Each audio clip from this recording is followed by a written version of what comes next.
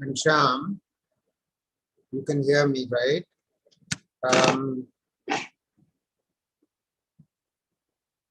Give me a second. Morning, sir. For some strange reason, my video is not starting, which is very surprising. Okay, so Never happened before. I'm requesting my IT Chem department to kindly do something here. I can hear you. Bashu? Yes, sir. I think, sir, due to some bandwidth issue, sir, unable to join. Sorry? I am sending a request, sir. So, Okay. Ah.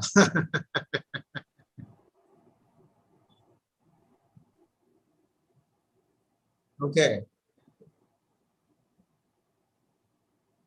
Now okay.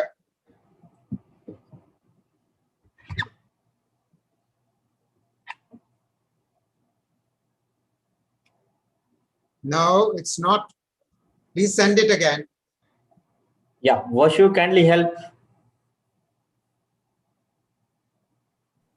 yes, sir.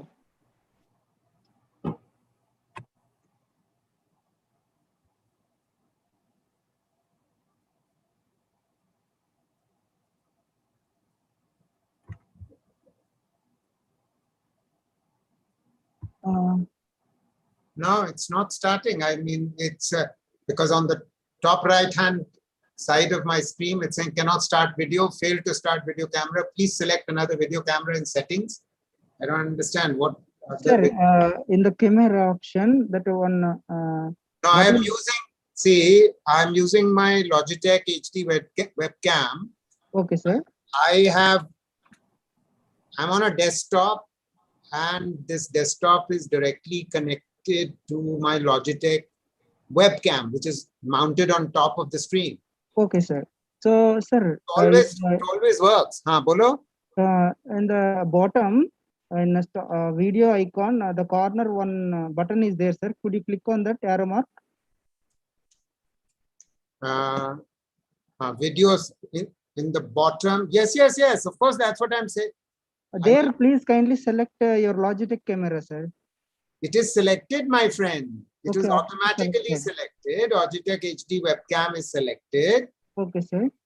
And after you, the host, sort of give me the choice of starting my camera, I click that blue button which comes on my screen, and then I try and turn my video camera on. Okay. And it's not turning on. That's the problem. That's what I'm trying to say. What I'm going to do is I'm going to disconnect, leave, rejoin, and then please make sure that the moment I rejoin, you have already allowed me to turn on my camera. Yes, already we have given, sir, that right. No, that's fine. I'm leaving now. I'm leaving. I'm going to rejoin. Okay, sir. Okay.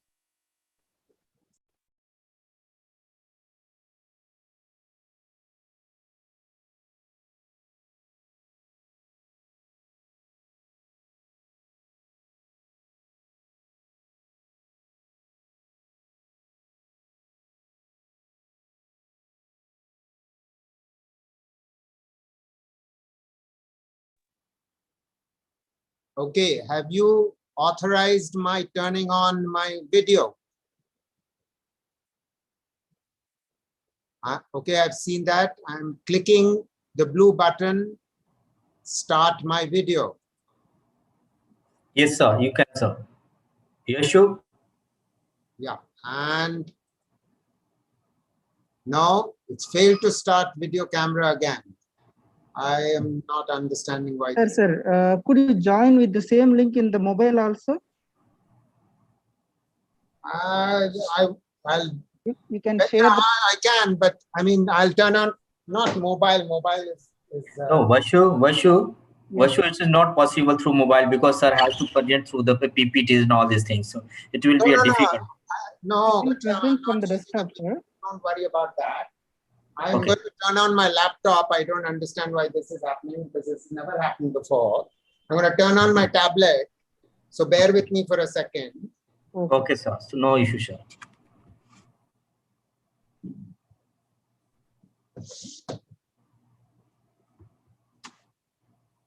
If this tablet also doesn't work, I can try two other devices, two other laptops.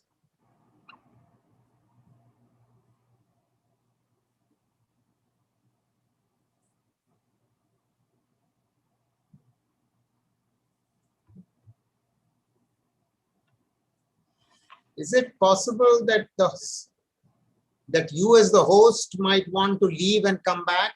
Sorry, what's your Ashu?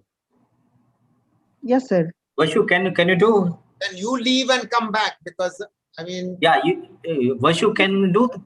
Actually, I think it is not connected that Logitech properly, sir. Could you remove that cable and put again?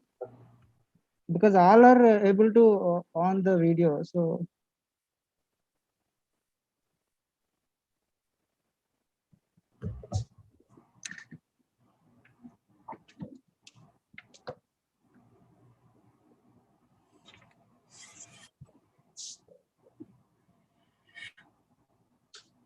No, Ashu, it's very well connected. I've double checked. It's very well connected. I've never had this problem. Never. Okay. So, Shamul, are you there? Shamul? no, sir. Sir and other. Nobody else is there? Can you resend the link to sir again so he can join through the webcam? Same link, sir. It will work, but I don't know. Could you tell ask to sir join with tablet, sir? Ghanshyam, Yes, wait. Let me at least turn.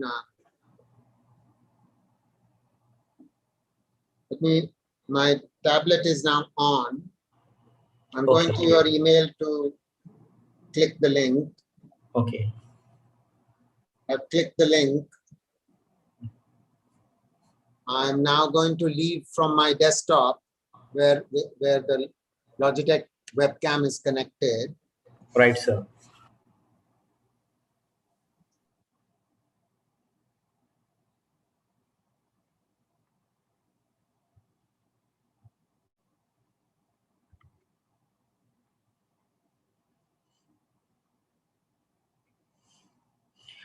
Vashu, you can also make a sir as a host. So maybe possible that he can, do.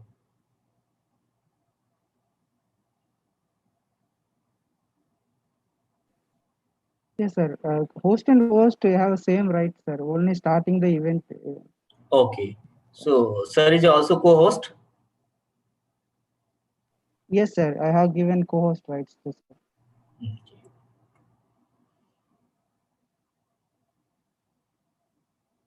Yeah.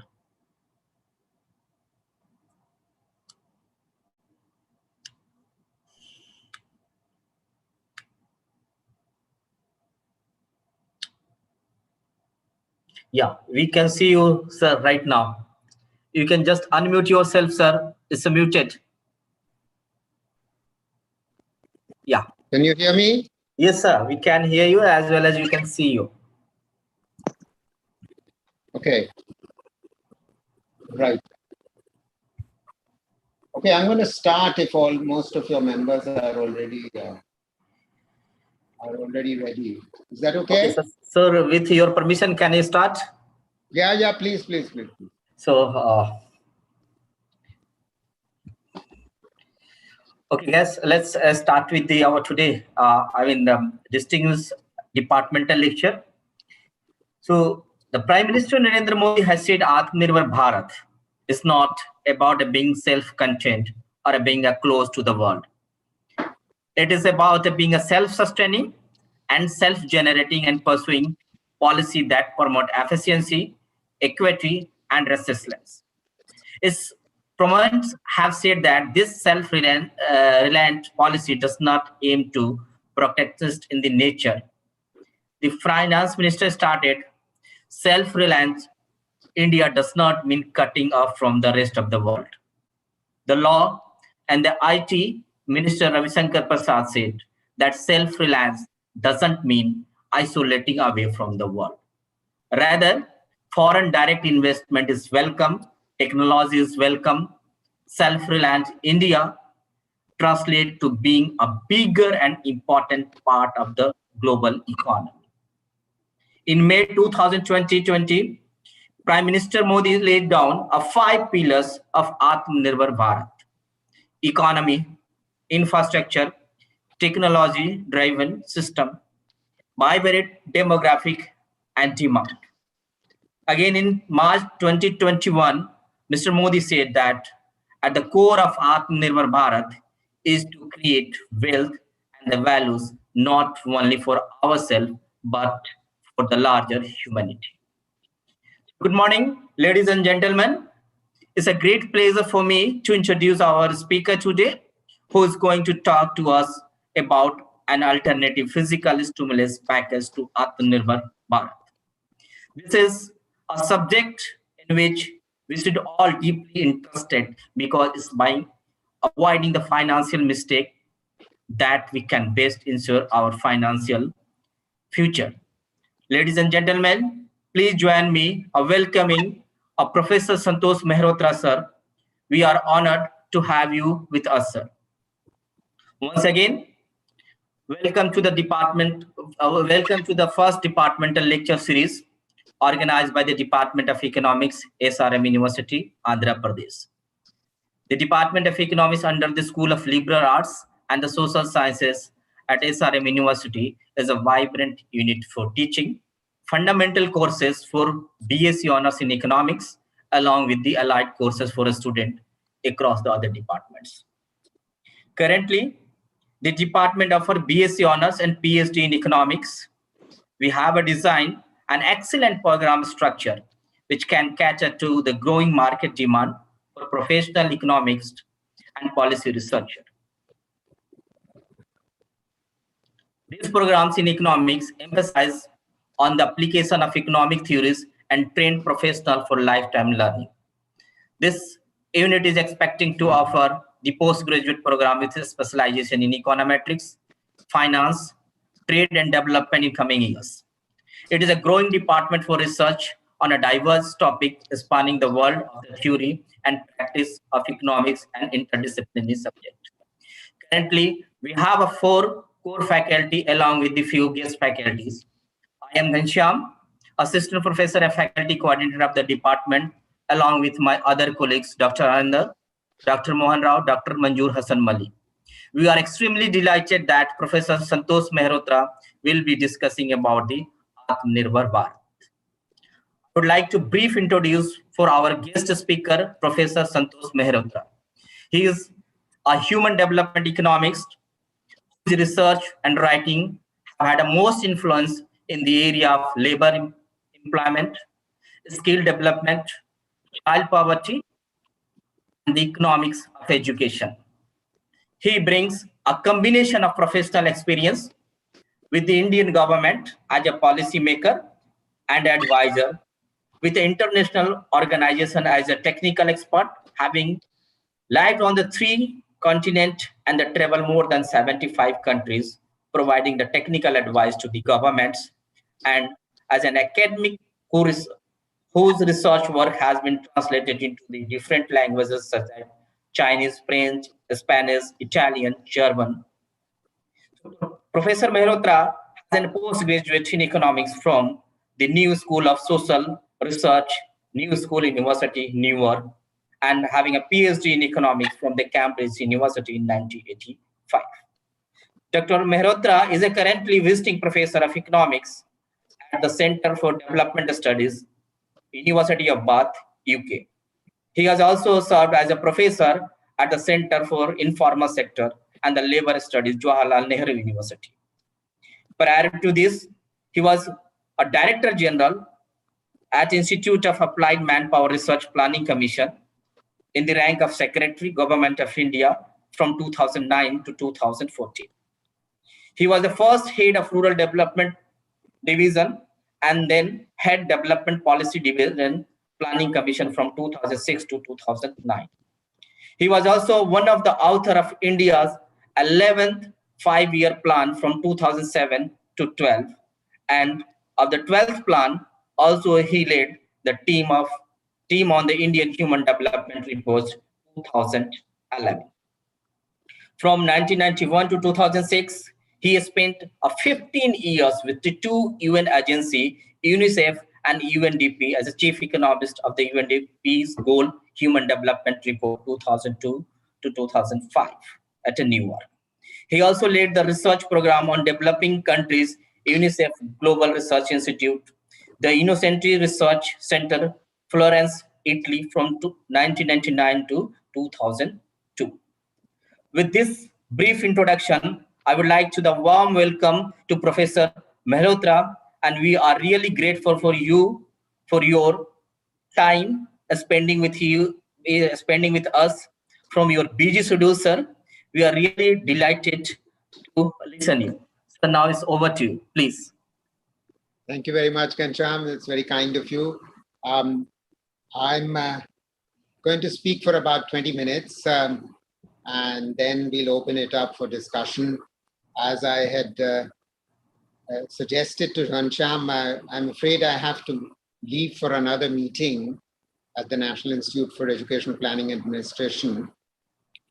So I would like to leave your group, latest by about 11:40. So let me start straight away, 11:50, I mean, 11:45 to 2:50. Let me start straight away and let me lay out for you the structure of my lecture. There are 4 parts to what I'm going to say. I will begin by talking about the COVID crisis and its management, and discuss what the nature of our stimulus, India's stimulus, including Atmanirbhar Bharat, was compared to the stimulus put in place by peer group countries in the emerging market economies and in the developed countries. Next, I will go on to talk about what could have been additional measures, especially fiscal measures. And finally, I will close with discussing where could the resources come from for these additional fiscal measures. But the first 2 points that I'd like you to recognize is the following: that while the pandemic is a global pandemic and all countries have been affected, and all countries have been affected not just by a health crisis, but also have borne the brunt of the crisis on the state of the economy, on joblessness, and so on. But the first point of importance is that our contraction of the economy in FY21, meaning in 2021, was actually greater than the contraction of the world economy. The world economy contracted by 3.5% in 20. We contracted by 7.3% compared to 1920. So more than the double of the world reduction in GDP occurred in our country. So clearly there was something wrong in the way we handled it as compared to the other countries. What was wrong? 2 things were wrong. One was the management of the pandemic itself, and the second was the nature of our stimulus. I'll come to the stimulus in a minute, but let me briefly say that in 2020, the management of the COVID crisis itself was seriously flawed. And please note that I'm not even referring to the catastrophic management of wave 2. I'm talking about the very poor quality of management of wave 1, which is, I believe, a major reason, one of the 2 major reasons why our contraction of the economy is greater than the contraction of the world economy. Please remember the nature of our lockdown. There were 3 or 4 features which were very distinctive about our lockdown. One, it came at 4 hours notice.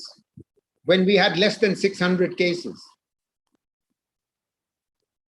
We had less than 600 cases. And the fact that the country was not locked down in the second wave in the same manner, with the same strictness at a national level, goes to prove that the government realized its mistake of the first wave. At 4 hours notice, we shut the whole economy of the whole country down. So the second problem was that it was an unplanned short lockdown on a national scale. China, where the problem began, the COVID pandemic began, never had a national lockdown. They locked down Wuhan city, where the problem began, and then they locked down Hubei province, of which Wuhan is the capital. They stopped transportation between Wuhan and Hubei and the rest of the country, but they did not stop any means of transportation across the whole country. The rest of the country was open to work and business, and they have managed to control their pandemic rather well. Not only did we have an unplanned sudden announcement of a lockdown, which was national in scope, it was the most stringent lockdown by the Oxford University metric of any country in the world. The most stringent. So the country was totally unprepared for a lockdown which went on for 2.5 months nearly. And the result was the migrant crisis of reverse migration and nearly 1,000 lives of migrants being lost as they reverse migrated. This was a foundational reason why our economy contracted more than it need have. As though that was not bad enough, let me now turn to the main subject of my lecture, which is what was the nature of the economic response? Was that adequate? Was that adequate compared to our peer countries? So let me give you some numbers in this regard. But before I give you some numbers, let me explain to you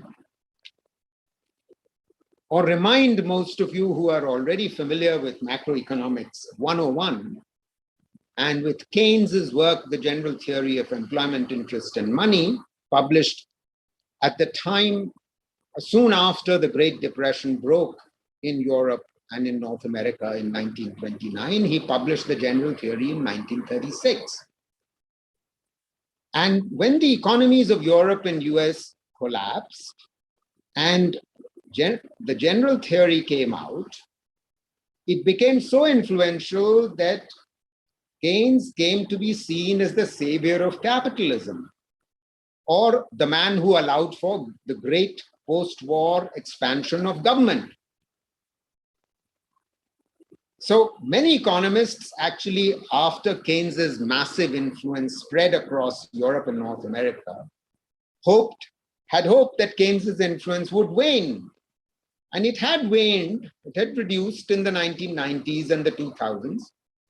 But interestingly, the financial crisis of 2007-8 across the globe and the resulting economic crisis across the globe saw what I would call the return of the master, the return of Keynes, because it was only heavy intervention by governments, most people now accept this, that averted another Great Depression after the 2008 crisis. So Keynes's ideas really came back with a vengeance in most of the advanced capitalist economies, and you have seen evidence of that continued influence of Keynes's work in the post-COVID crisis in Europe and North America. However, it seems that our own government did not or does not understand this simple fact of macroeconomics, which most other governments do. Let me explain this simple point about macroeconomics 101. The nature of our Atmanirbhar stimulus package was biased in favor of liquidity and monetary policy actions, unfortunately. And this is seriously problematic, as I will demonstrate in the following statistics, comparing the size of our fiscal and monetary stimulus on the one hand with the fiscal and monetary stimulus of the emerging market economies, which I would regard as our peer countries, and also compare it to the developed countries. So what was the size of our fiscal stimulus in FY21? And it's not much better. It's this year also in the budget this year. There's hardly any increase in expenditures compared to last year in the FY22 budget. So, but let me focus on FY21. The size of our fiscal stimulus, if you do a comparative analysis, was 2.2% of GDP. Compare this to what we put in place when I was in the Planning Commission during 2008, when the global economic crisis hit us. We put in place fiscal stimulus of 3.5% of GDP, when that crisis was much smaller. This is a once-in-a-century pandemic, a once-in-a-century economic crisis, where the economy has actually contracted. The economy had never our economy had never contracted in 40 years.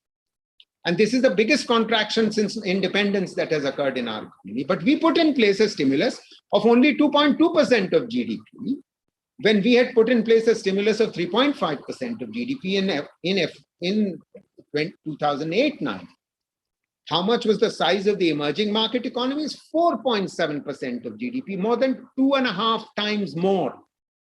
The developed countries put in place a fiscal stimulus of 8.5% of GDP, 4 times as great. Let's not compare ourselves to the rich countries, but at least we can compare ourselves to the emerging market economies, because we keep claiming we are the fastest growing large economy in the world. We are the 5th or the 6th largest economy in the world, and we could have put in place a fiscal stimulus if we believed in Keynes. But obviously we didn't. The rest of the world continued to do, but we didn't.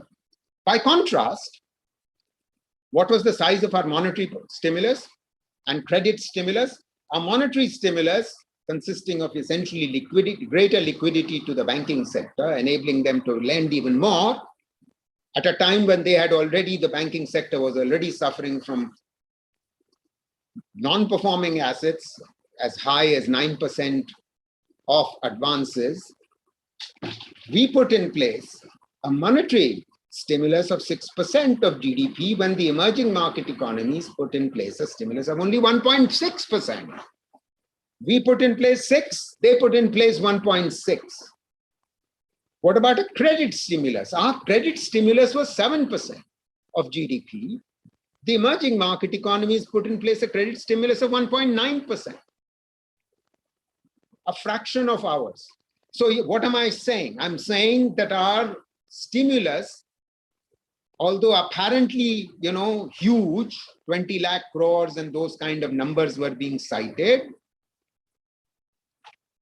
the fact of the matter is that the stimulus size was, on the fiscal side, much smaller than the rest of the world, and on the monetary and credit stimulus side, much larger, which was a dangerous thing to do for monetary and credit, because our banks were already overstretched.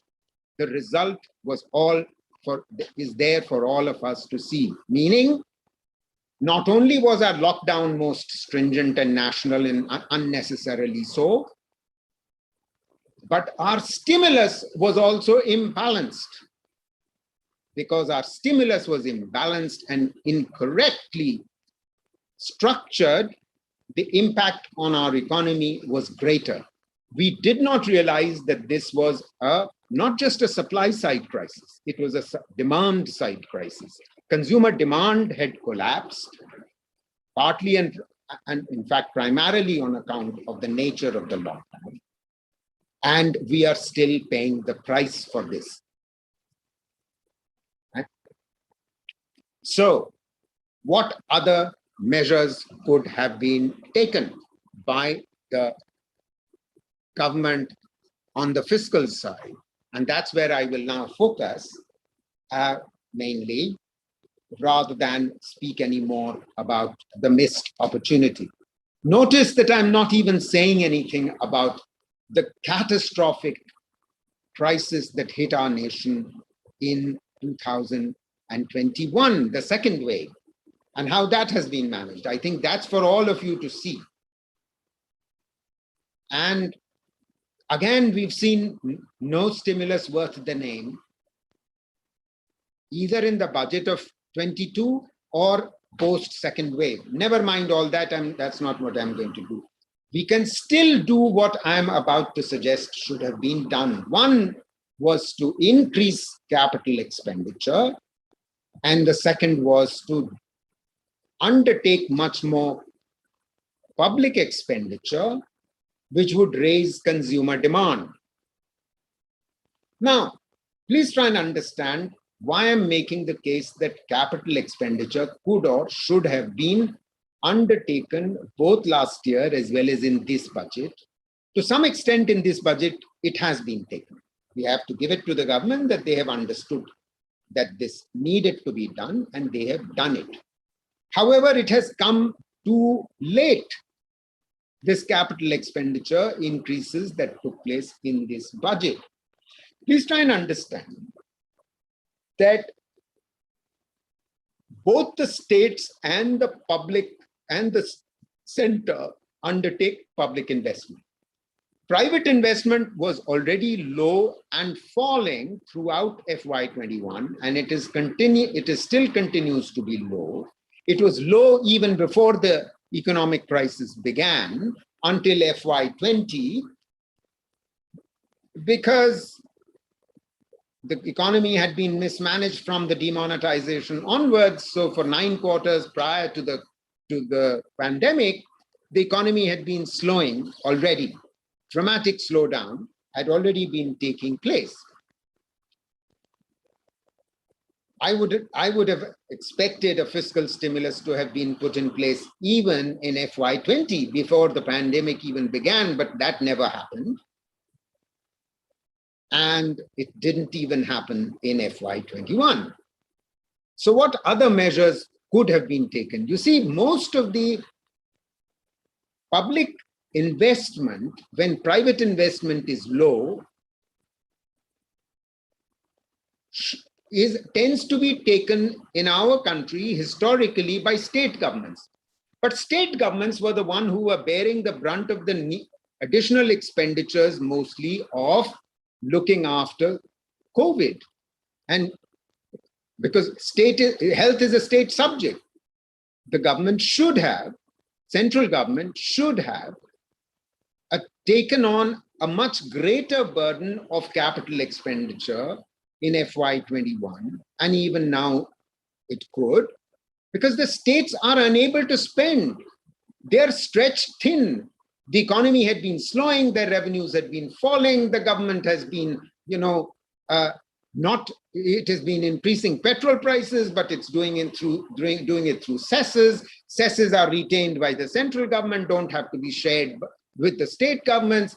The revenues of the states had already been falling because of slowdown. GST, earlier compensations had not been paid. So the ability of the state governments to engage in public investment and raise capital expenditure and raise demand on the capital side was seriously constrained. Under such circumstances, it was the responsibility of the center to do so. Suppose in our economy, about 7% of GDP of public investment is undertaken, overall center and states taken together.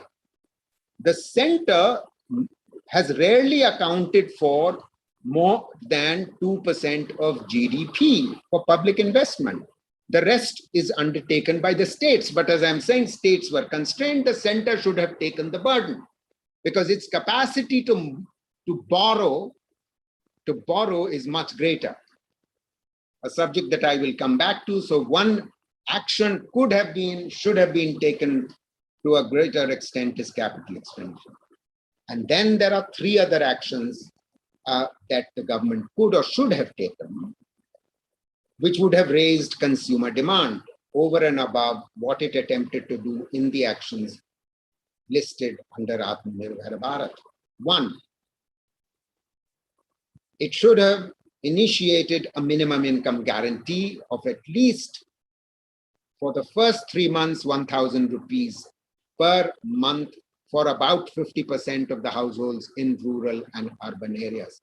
I've written a full-scale paper in this regard. If you want to read that, the design of it, how much it would cost, it's available on the website of ICRIER in New Delhi, which is India's top-ranked think tank globally, called the Indian Council for International Economic Relations. It's ICRIER Working Paper 393. Anyway, it should have started a minimum income guarantee, which would have subsumed PM Kisan. PM Kisan does not capture the tenant farmers. It's meant exclusively for owner cultivators. It should have captured landless labor. Landless labor are much poorer. They are also much larger in numbers than cultivators, all cultivators in rural areas taken together. It should have captured rural non-farm workers who are poor. It would have, in other words, captured not just the owner cultivators as PM Kisan does, but all these three other groups. In addition, PM Kisan doesn't give anything to urban poor. So a minimum income guarantee could actually capture and give this 1,000 rupees for a 3-month period. And then after 3 months, it could have reduced that to just 500 rupees. And the cost of this would be only in a financial year, 10,000 rupees, 10,000 crore more than the cost of PM Kisan, which is of the order of 60,000 crores. This is action number one the government could still take. It should have taken last year. All the sensible economists around the globe and in India were arguing for this. And most peer group countries in the BRICS, for instance, did precisely that. They not only have an existing cash transfer, they increased the allocations for it. The second thing which would have raised consumer demand is to have put in place an urban equivalent of Manrega. Reverse migration had led to a massive return to the villages, which reversed a process that had been going on for 15 years, which was a good process of people leaving agriculture. The share of workers in agriculture had been falling. But an urban Manrega would have brought some of the workers back. It would have supplemented the work available, which completely collapsed in urban areas. And I don't mean do it in metros, do it in tier 2, 3, 4 cities, because that would have invited back most of the workers. And the important point is that this would be substitutive of the rural Manrega. In FY 2021, you recall the allocation for Manrega was increased from 60,000 crores by additional 40,000 crores to 1 lakh crores. Now, some of that could have been spent on an urban Manrega, and it would have had the beneficial effect of bringing the workers back, one. And two, it would be substitutive of the demands upon Manrega.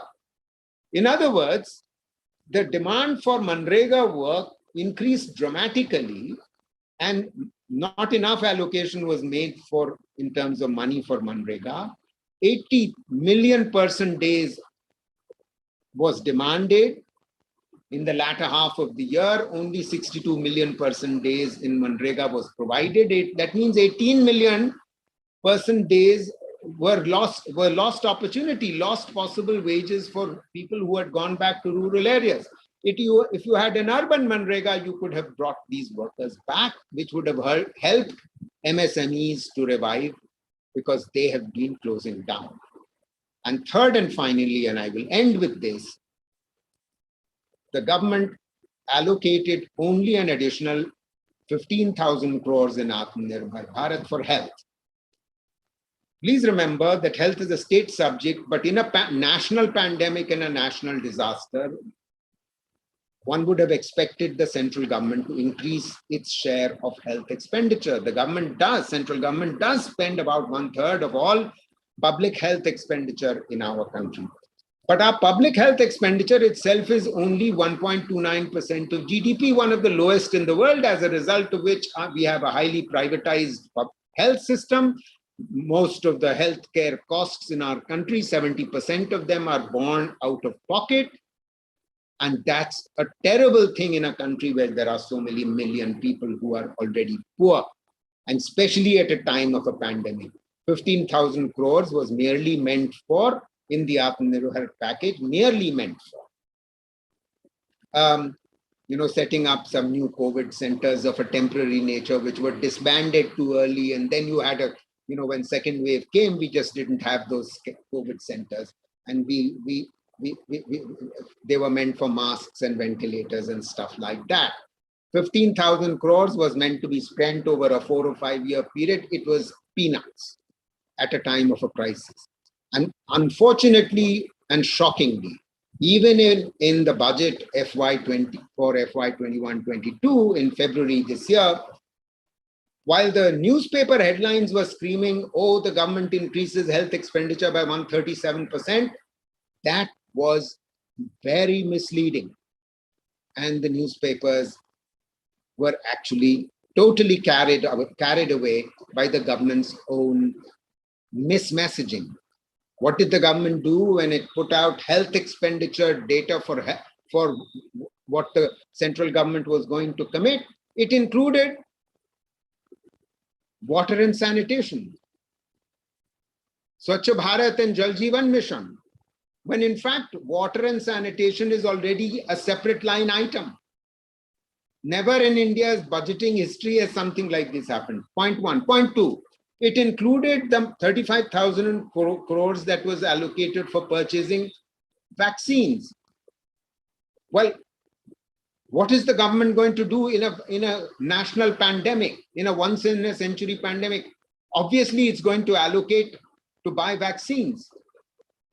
And the vaccine policy itself was flawed because the central government decided, oh, we will buy only 50%. The remaining 25 will be by states and remaining 25 by corporates.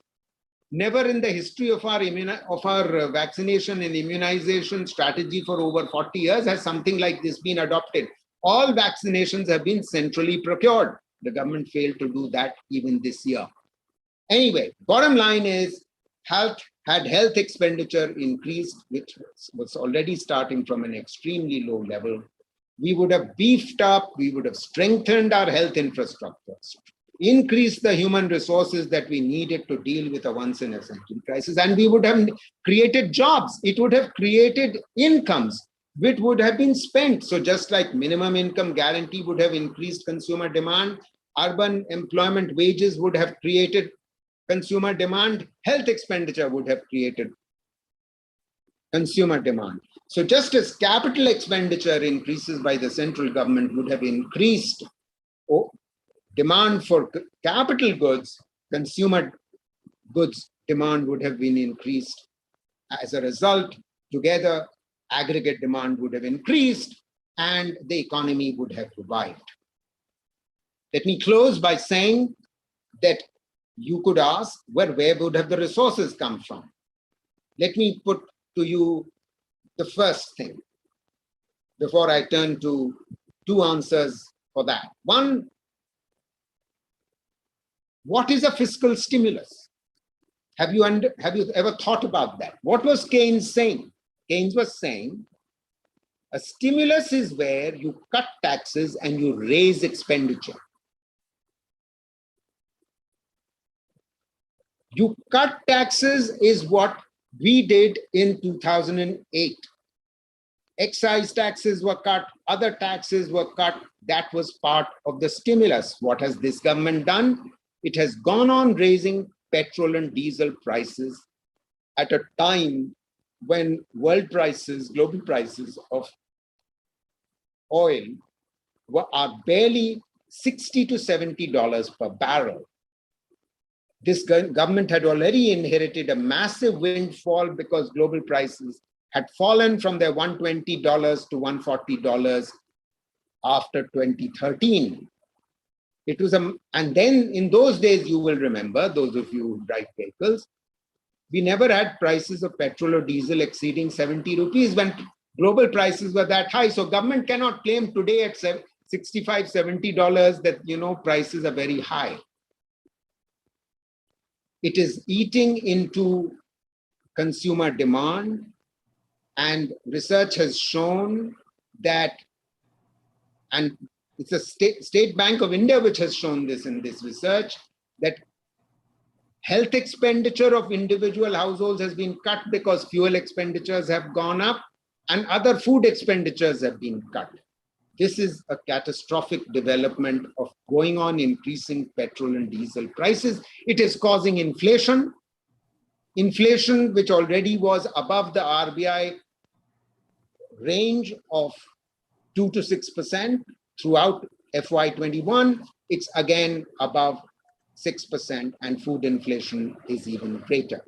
So this is a catastrophic policy. So where could the money come from? One, the government needs to borrow for capital expenditure more than it has done so far. Because if you borrow for capital expenditure, that means you are creating a basis for future flow of resources to the state through tax revenues. You are creating physical assets in capital expenditure, and you are generating a future stream of revenues. So the borrowing can be actually serviced and amortized later on.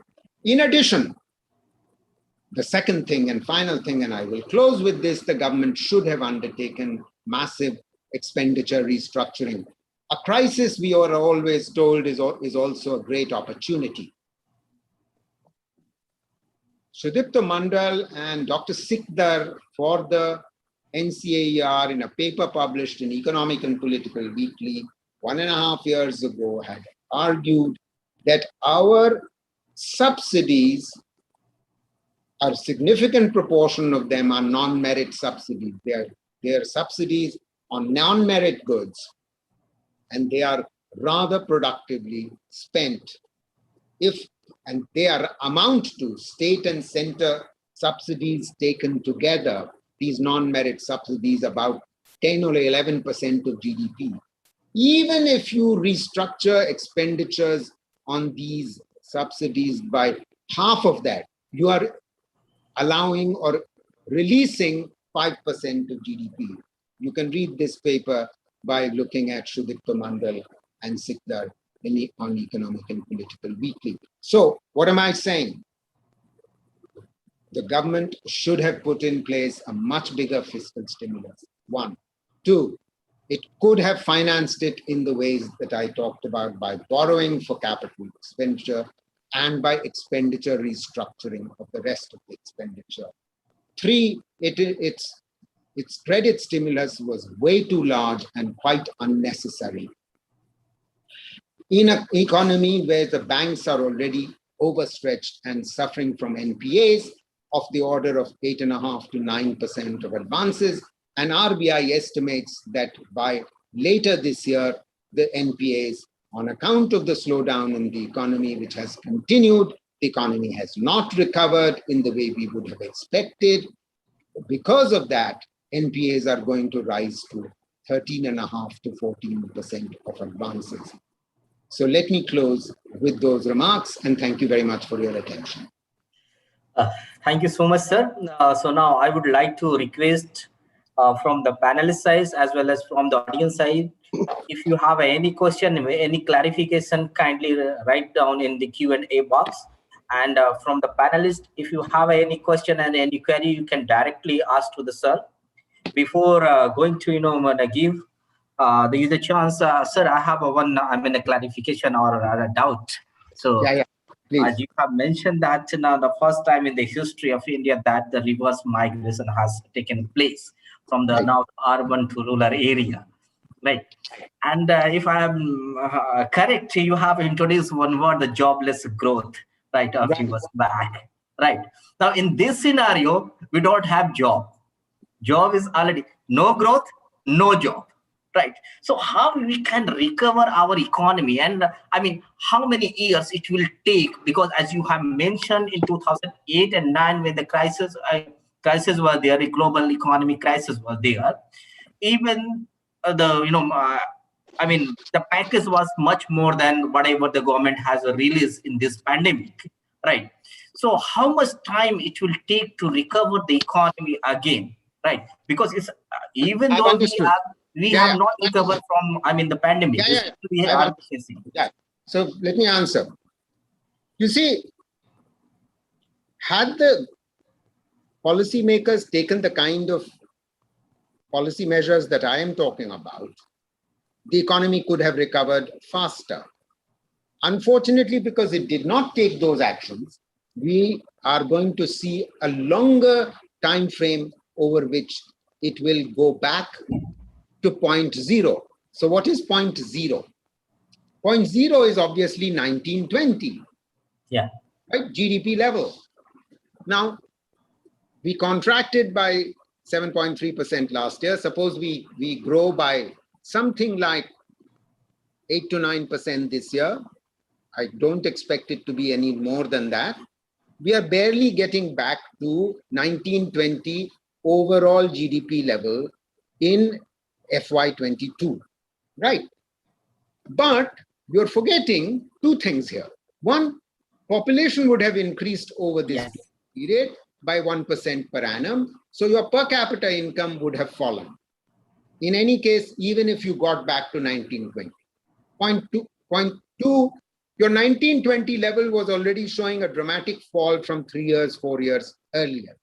Point four, despite the slowdown until 1920, there was a certain growth trajectory. If you compare what we will be in FY22 to what our growth trajectory would have taken us to, we would be short by at least 15 percentage points. So we've already lost a very significant amount of incomes and jobs. You're absolutely spot on. Now, why did I emphasize these 3 or 4 things in my fiscal stimulus package? Because precisely all of them are job creating, or most of them are job creating. Urban employment guarantee is job creating. The health sector expenditure is job creating. The capital expenditure, especially if it's on infrastructure, is particularly job creating for construction jobs. And please remember that one of the most important reasons why poverty fell in absolute terms, the number of the poor fell in absolute terms for the first time in the history of our country post 2004-5. Most economists don't understand this, don't know this, that until 2004-5 in our economy, for the preceding 50 years, while the share of the population below the poverty line was falling, the absolute number of poor was still stagnant. It was not falling. It is post 2004-5 when the growth rate, really increases very sharply, because between 4-5 and 13-14, the average GDP growth rate was 8% per annum, despite a global economic crisis, because we had put in place the correct macroeconomic policies, as a result of which we were generating, Ghanshyam, 7.5 million new non-farm jobs every year, when we were adding only about 2.5 million people to the labor force. So we pulled out workers from agriculture because construction jobs were growing, because investment in infrastructure had increased, which raised wages. So jobs were growing, wages were growing, and as wages grew, consumption expenditure increased, the opposite of what has been happening now. And therefore, the absolute number of the poor came down. Now, if consumption expenditure is falling now, it means that poverty is increasing. The number of the poor has increased. This has never happened in the history of our country. Even until 2004-5, the share of the population below the poverty line was falling. I'm saying now my estimate is, using NSS data, that not only was incidence of poverty increasing till 2019 as a result of COVID, and I will come out with new data, new analysis on poverty and how much poverty has increased as a result of COVID very shortly in the next 10-15 days. It's on top of the highest rate of unemployment that this country has seen in 2019. We've seen more joblessness post-COVID and therefore more, decline in wages and earnings, consumption expenditure falling. So poverty is likely to have increased further. In this scenario, MSMEs are collapsing, and that's what the survey data of MSMEs carried out across this country are showing. That means that future recovery is going to be much slower. So much capacity has been destroyed in the MSME sector, point one. Point two, the listed firms and even the unlisted organized sector firms have reduced workers and reduced wages, many of whom have gone on to become self-employed. And those jobs are not easily coming back. When jobs don't come back, consumer demand doesn't come back. And that's the reason why the private investment as a share of the GDP has continued to fall. It's 26% in FY21. In the last year before the pandemic, it was 28%. It's fallen to 26%. Now, when private investment is falling, it behoves the government, the central government in particular, to increase public investment, because that will crowd in. Because private investment will not grow when capacity utilization is of the order of 60% or below. Please try and understand, they will increase capacity or increase investment only when their capacity utilization reaches close to 80%. So there's your answer. I am not expecting post-22 a growth rate for the next 5 years of more than 5% per annum. Well below the trajectory that we were experiencing, and well below the 2004-5 to 13-14 of 8%. So, sir, we have a few questions. So before going to hand over my colleagues from the attendee side, there are two questions. I'm going to be with you 5 more minutes. Okay, sir. So one question I will take from the attendees, and one question from or two questions from my colleagues. So one question is, the government has planned to transfer money directly to the Jan Dhan account. Will it be helpful to boost Indian economy? Well, look, the government did that for 3 months, 500 rupees a month last year. Where has been the transfer this year? Nothing. I am saying the 500 rupees for 3 months was too small. I was saying they should have transferred at least 1,000 and should have continued that to 500 rupees a month into the future. Please try and understand, because had that been enough, would we have not seen a V-shaped recovery? We've not got a V-shaped recovery, bhai. What we are getting is a K-shaped recovery. Do you understand what a K-shaped recovery is? That means it means several things. One, the organized sector is doing better than the unorganized sector. Two, within the organized sector, the listed companies are doing better than the unlisted companies. That's one reason why your Sensex and Nifty are still rising, because listed companies have shown profits of the highest in the last 7 years. How? Why? Because they reduced their human resources numbers, they cut jobs, they reduced the wages or allowed the wages to stagnate for those who were in jobs. You get the point? Right. And that's how they've made profits. So that's a second dimension of the K-shift. The third dimension of the K-shift is Millions in the unorganized sector have lost work. And those who are self-employed, lost work meaning wage work, casual or regular. Those who are self-employed, they are working less hours. CMI data is showing this. CMI data is showing that they are working fewer hours, therefore their earnings are lower. Right. So poverty is increasing. So what I'm saying, these are the various dimensions of the K shape. Those of us who are in regular jobs or who are in listed private companies, they're doing fine. The rest are not. They're doing catastrophically, in fact.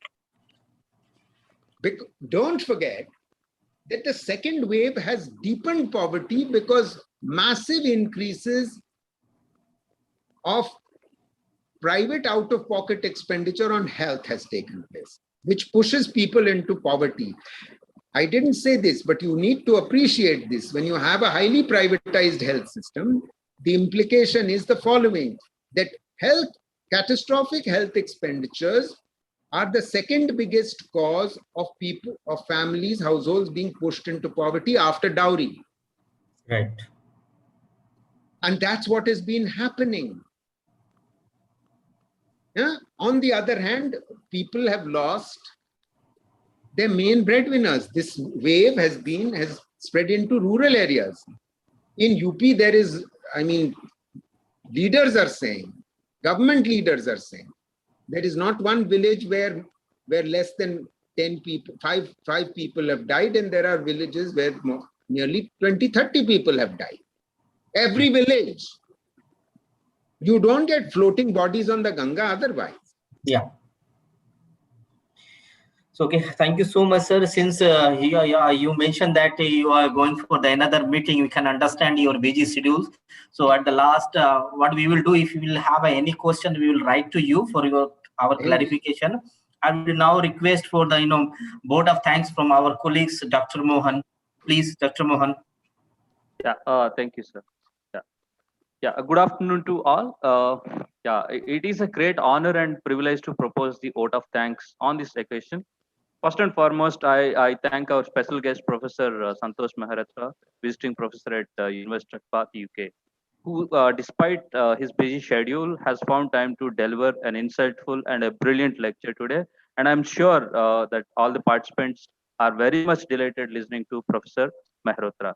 And I also express my sincere thanks to Professor V.S. Rao, Vice Chancellor of this university, and Professor D. Narayan Rao, Pro-Vice Chancellor, Professor C. Durga Rao, Dean School of Liberal Arts and Social Sciences, on behalf of the Department of Economics. I thank the administrative staff and ITKM department for their support in organizing this lecture and making it a memorable event.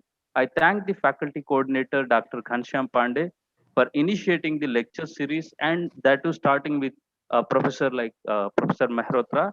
And my heartfelt thanks to the faculty, Dr. Anandrao Suvari and Dr. Banjur Malik, for their valuable contribution and encouragement in all our efforts. Last but not the least, I thank all the participants on behalf of the department. Once again, thank you all for your kind attention. Thank you. Thank you so much, sir. We'll come back to you very soon. So since sir has another meeting at exactly at 12 o'clock, so we are going to close here. So thank you everyone for joining with us. It was a really nice and interactive session. We learned a lot of things. Right. Have a good time. Bye bye. Take care.